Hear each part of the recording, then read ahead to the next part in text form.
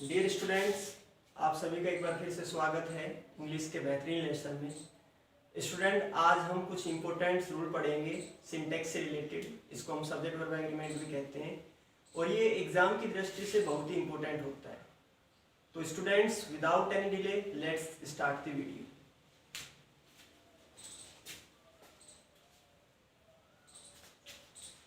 Student, आज का हमारा फर्स्ट रूल है, रूल नंबर 6 हो गया ये, क्योंकि इससे पहले मैं आपको पार्ट फर्स्ट दे चुका हूं। Some nouns are always used in a plural sense, hence they take a plural verb. Student, कुछ ऐसे नाउन्स होते हैं जिनका कोई सिंगुलर रूप नहीं होता है, उनकी सिंगुलर फॉर्म नहीं होती, वो हमेशा प्लूरल में ही यूज होते हैं। एग्जाम्पल मैं आपको देता हूं, जैसे एक वर्ड होता है कैटल। कैटल का मतलब क्या होता है? मवेशी, यानी जो हमारे पशु होते हैं। एक वर्ड होता है वर्मिन। वर्मिन का मतलब होता है कीड़े, जो फसलों को हानि पहुंचाते हैं। एक वर्ड होता है पुलिस, एक वर्ड होता है पीपल, एक वर्ड होता है पोल्ट्री। इसको बोलते हैं जो पालतू मुर्गियां होती है, उसको हम पोल्ट्री बोलते हैं, पालतू मुर्गियां। एक वर्ड होता है कैवेलरी, यानी जो घुड़सवार सैनिक होते हैं। एक वर्ड होता है पेजेंट्री। पेजेंट बोलते हैं कृषक को, तो पेजेंट्री वर्ड का मतलब होता है जो कृषक वर्ग के लोग होते हैं, किसानी वर्ग से जुड़े हुए जो लोग होते हैं। और एक वर्ड होता है जेंट्री। जेंट्री बोलते हैं सज्जन लोग होते हैं, भद्र पुरुष होते हैं। तो स्टूडेंट, ये वर्ड ऐसे होते हैं, ये एक सिंगुलरिटी को ना दिखाकर ये हमेशा प्लूरलिटी को दिखाते हैं, इसलिए इन वर्डों के साथ आपको हमेशा प्लूरल वर्ब का यूज करना है। कुछ एग्जाम्पल से समझेंगे। फर्स्ट एग्जाम्पल है, the police are chasing the thieves, यानी जो पुलिस थी वो चोरों का पीछा कर रही है। तो स्टूडेंट याद रखना, अगर पुलिस के साथ आपको कभी भी इज मिले या वोज मिले तो वो सिंगुलर को शो करेंगे, लेकिन पुलिस होता है वो हमेशा प्लूरल वर्ड होता है। अब इसका सिंगुलर वर्ड क्या होता है, तो आप इसको यूज करेंगे आप पुलिसमैन। अगर आपको इसको सिंगुलर यूज करना है तो आपको पुलिसमैन लिखना पड़ेगा। सेकेंड एग्जाम्पल है, the poultry are sold here, यानी ये कहा गया है कि यहां पर पालतू मुर्गियां बेची जाती है। तो पोल्ट्री मीन्स होता है पालतू मुर्गियां। Move to next example, the people of Bihar are poor. Bihar के जो लोग हैं, पीपल वर्ड होता है या तो प्लूरल होता है, लोग मतलब प्लूरल हो गया, तो इसके साथ भी आपको प्लूरल वर्ब का यूज करना है। एग्जाम में अगर इज देते हैं तो वो आपका क्या हो जाएगा? रॉन्ग हो जाएगा। Move to next example, these vermin. Vermin बोलते हैं कीड़े को, इंसेक्ट्स वगैरह को। These vermin are harmful to the crops, यानी ये कीड़े फसलों के लिए हानिकारक होते हैं। तो स्टूडेंट याद रखना, ये जो वर्ड ऊपर बताए गए हैं ये सारे वर्ड प्लूरल होते हैं और इनके साथ आपको you have to use plural verb with these words. So ये आज का हमारा फर्स्ट रूल था। Move to next rule, no plus singular noun plus and, ये कंजक्शन होती है। कंजक्शन क्या होते हैं? जो दो वर्ड्स को, दो सेंटेंस को, दो क्लोजेस को, दो फ्रेजेस को जोड़ने का काम करते हैं, वो हमारे क्या कहलाते हैं? कंजक्शन। फिर दोबारा से नो वर्ड, फिर दोबारा से सिंगुलर नाउन। मतलब आप ऐसे आपको याद रखना है कि दोनों तरफ एंड से दो वर्ड जुड़े मिलेंगे, नो प्लस सिंगुलर नाउन, और उससे नेक्स्ट साइड भी आपको नो प्लस सिंगुलर नाउन मिलेगा। तो दोनों तरफ जब सिंगुलर नाउन है तो वर्ब भी आपकी कैसे यूज होगी? Singular noun. एग्जाम्पल के थ्रू समझेंगे। नो बॉय, तो देखिए नो दिया हुआ है और ये बॉय क्या है? ये आपका सिंगुलर नाउन हो गया। फिर कंजक्शन क्या दी मेरी? एंड। फिर दोबारा से नो दिया, फिर ये गर्ल क्या है? सिंगुलर नाउन है। और इसके साथ वर्ब भी कैसे आएगी आपकी? Singular verb. यहां पे अगर एग्जाम में आपको वर्ब दिया तो क्या हो जाएगा? हमारा रॉन्ग हो जाएगा। एक अगेन एग्जांपल देखिए, no man and no woman was absent, यानी ये कहा गया है कि कोई भी आदमी और कोई भी औरत थी वो एब्सेंट नहीं थी। तो इसलिए यहां पे आपको याद रखना है कि नो के बाद सिंगुलर नाउन, उसके बाद एंड हमारा कंजक्शन हो गया, उसके बाद दोबारा से नो, फिर वुमन आपका सिंगुलर नाउन हो गया।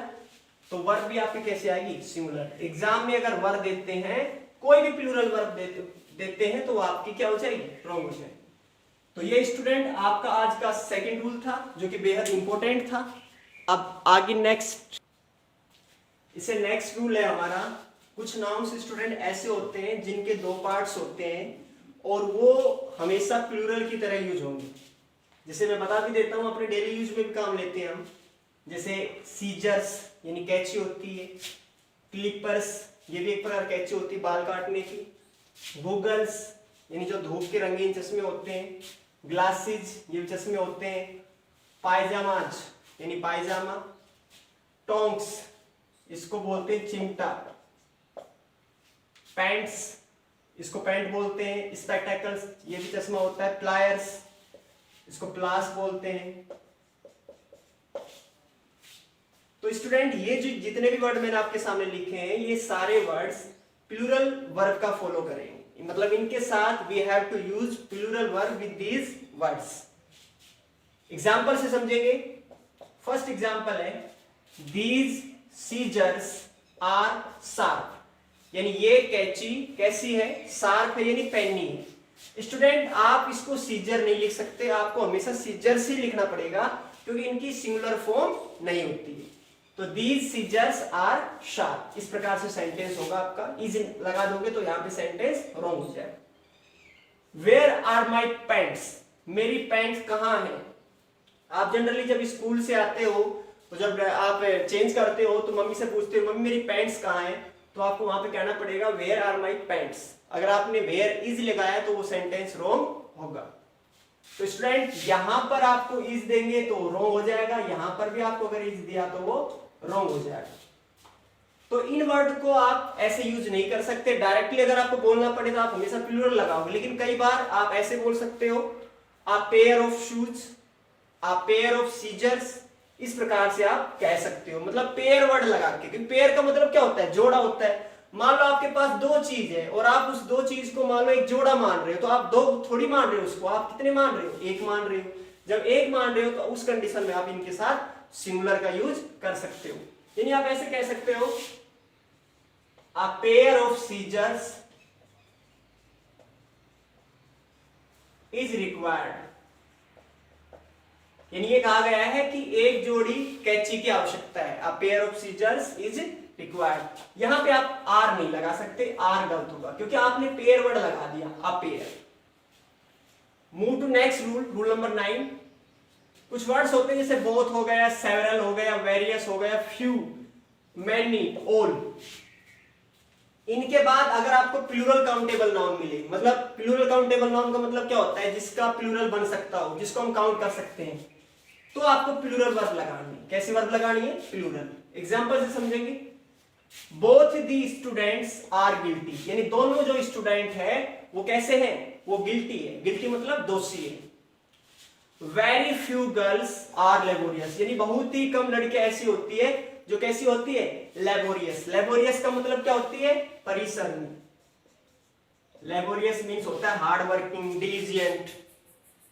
All the girls were nervous at the party, कि पार्टी में जितनी भी लड़कियां थी वो सभी लड़कियां थी वो नर्वस थी, मतलब वो घबराई हुई थी। तो ये आपका रूल नंबर 9 था। अब नेक्स्ट बढ़ते रूल नंबर 10। स्टूडेंट आज का हमारा आखिरी रूल है, अगर कभी भी आपके पास मोर देन वर्ड हो, इसके बाद सिंगुलर काउंटेबल नाउन हो, तो आपको लगानी है सिंगुलर वर्ड। लेकिन अगर मोर देन के बाद 1 के अलावा कोई भी नंबर हो, 2, 3 प्लस प्लूरल काउंटेबल नाउन, जब प्लूरल काउंटेबल नाउन आएगा तो आपकी वर्ब भी कैसे लगेगी, प्लूरल लगेगी। या मोर के बाद प्लूरल काउंटेबल नाउन हो, प्लस में देन वर्ड हो, प्लस में वन वर्ड हो, तो भी आपको कैसी वर्ब लगानी है, प्लूरल वर्ब का यूज करना है। एग्जांपल के थ्रू समझेंगे।